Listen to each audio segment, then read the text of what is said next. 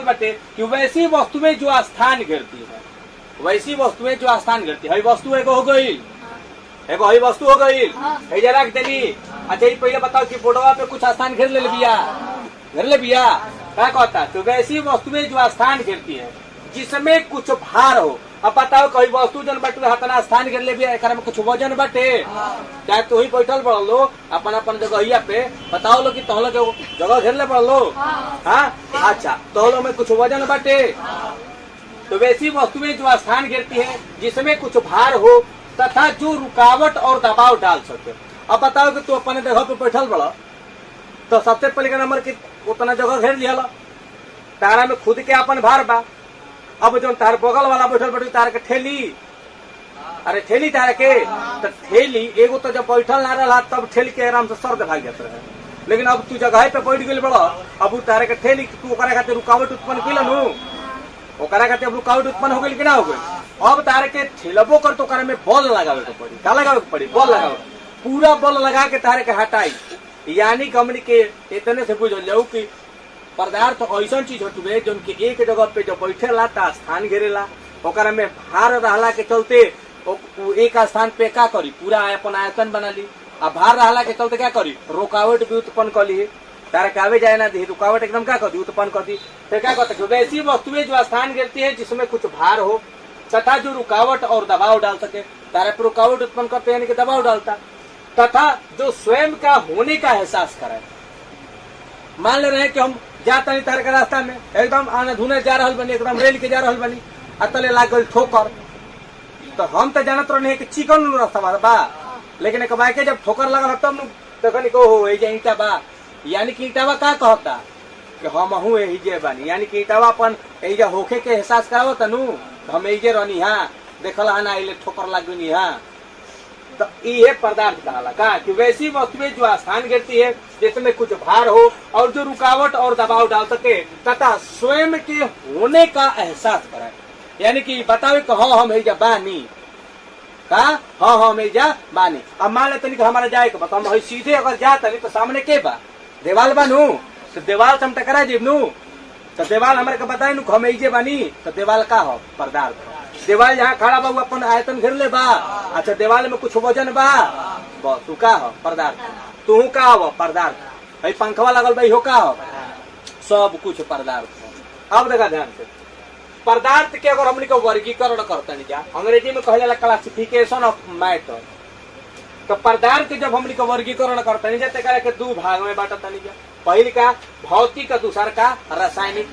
जब हमने को भौतिक के अंदर आवता नहीं जाए तो फिजिक्स कह जाला, तो फिजिक्स जो बटवे तीन भाग में, यानी कि फिजिक्स के अंदर पदार्थ के कोई भाग में तोड़ा जाला, तीन भाग में। कवन कवन, ठोस, द्रव्य, गैस। तो ठोस द्रव्य का मतलब जानते बड़ा, गैस का मतलब जानते बड़ा।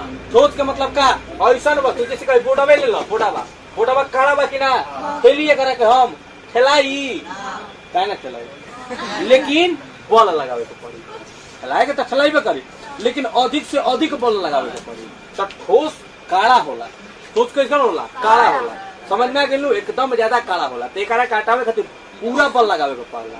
अब हमने क्या जाए द्रव्य, तो द्रव्य का मतलब का बहता चीज, जैसे कि जल का हो गई द्रव्य हो गई, तेल का हो गई द्रव्य हो गई, दूध का हो गई द्रव्य हो गई। अगर बता दे गैस, हमने कब गैस लेते नहीं जा, कौन गैस लेनी जा, कौन गैस लेनी जा, छोड़े नहीं जा कौन गैस।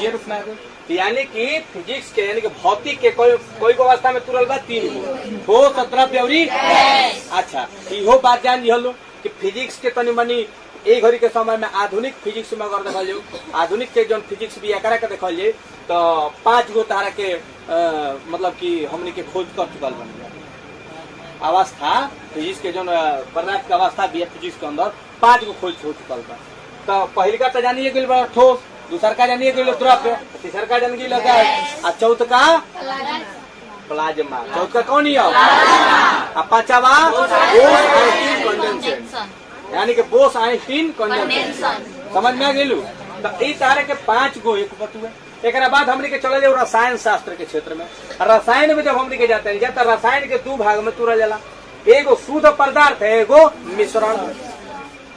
अब मिश्रण का होला, शुद्ध पदार्थ का होला, जब एक टॉपिक में घुसब जाता जानत जा लेकिन तनी तनी हल्का हल्का बता दे तनी। देखो शुद्ध पदार्थ का होला, जब हमनी के मिट्टी के अंदर से कोनो पदार्थ के निकाले नहीं जा तो ओकरा में गंदगी लगा रहेला नु, बहुत सारा गंदगी रहेला, तो उ अशुद्ध पदार्थ में आवेला। कोना में आवेला? अशुद्ध पदार्थ में। जब हमनी के ओकरा के निकाल के साफ सुथरा कर देली, एकदम चमका देली तो कम बन जाला, शुद्ध पदार्थ बन जाला।